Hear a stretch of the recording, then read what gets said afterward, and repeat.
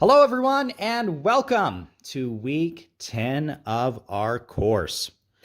You will recall from about a month ago when we were studying chapters 4 and 5, the supply and demand models, that I promised at a future date we would expand on these concepts.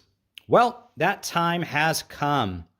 This week, we'll primarily be studying the long-run aggregate supply curve, or LRAS, and aggregate demand. Let's start off on the supply side. You'll recall from chapters 4 and 5, we labeled our y-axis as the price, and we labeled our x-axis as the quantity.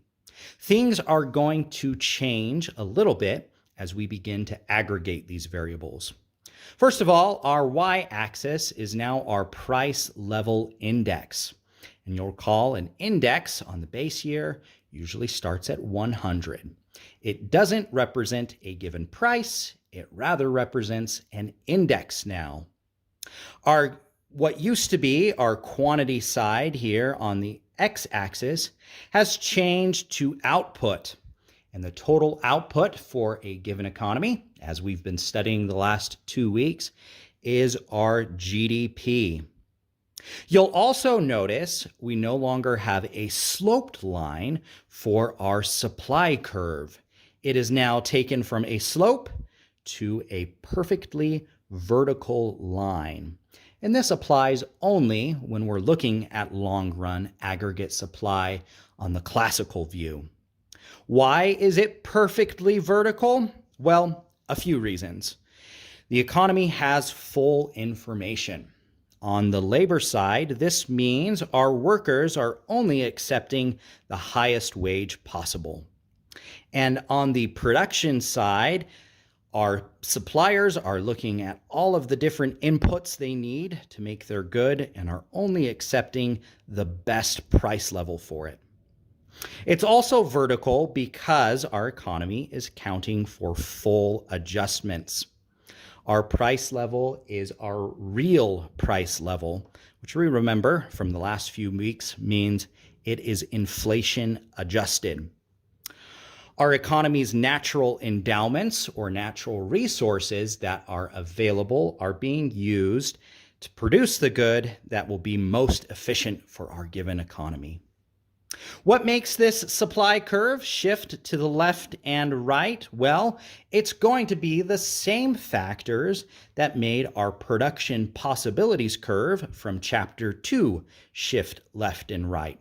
It can be things like population growth, meaning if our population increases, we would expect our long-run aggregate supply curve to likewise increase.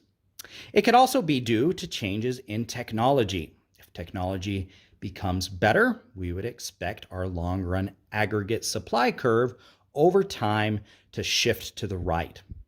If something happens to our technology infrastructure, like a natural disaster, we would expect our PPC to shift to the left, and likewise, we would expect the long-run aggregate supply to shift to the left.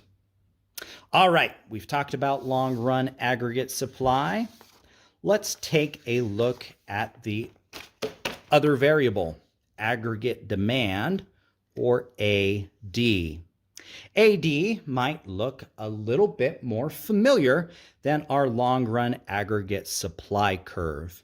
You'll notice it has a slope, and it exists on the same axes as long-run aggregate supply, where our y-axis is still our indexed price level, and our x-axis is still our output or our real GDP. So why is aggregate demand sloped?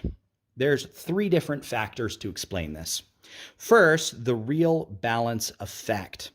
Just as when price changed up or down, quantity demanded changed up and down. As the indexed price level changes, so does our real GDP.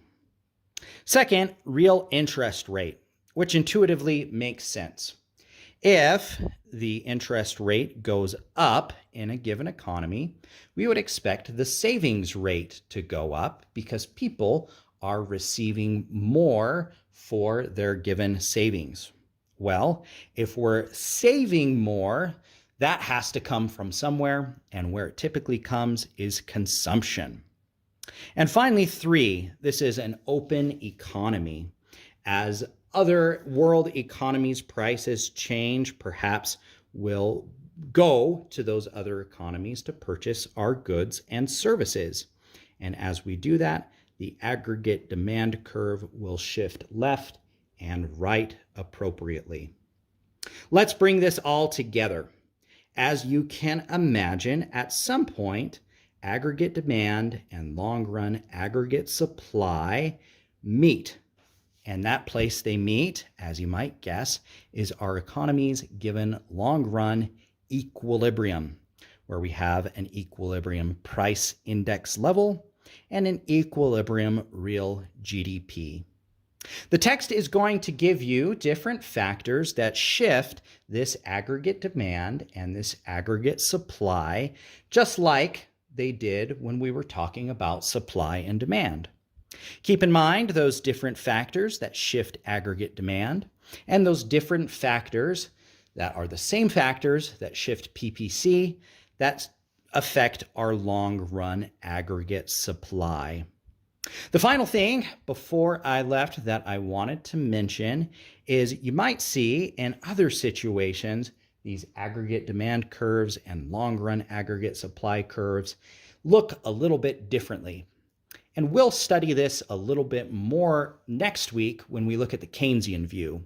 That's because this week we are looking at aggregate demand and long-run aggregate supply strictly on the classical view. I hope that helps as you read through the text and your homework. As always, if you have any questions, feel free to message me on Canvas, and I would love to work through those. Next week as well, we're going to give you a few tips as we start to prepare for our final exam, which will be happening in the next few weeks. Until then, I hope you have a great day. Thanks.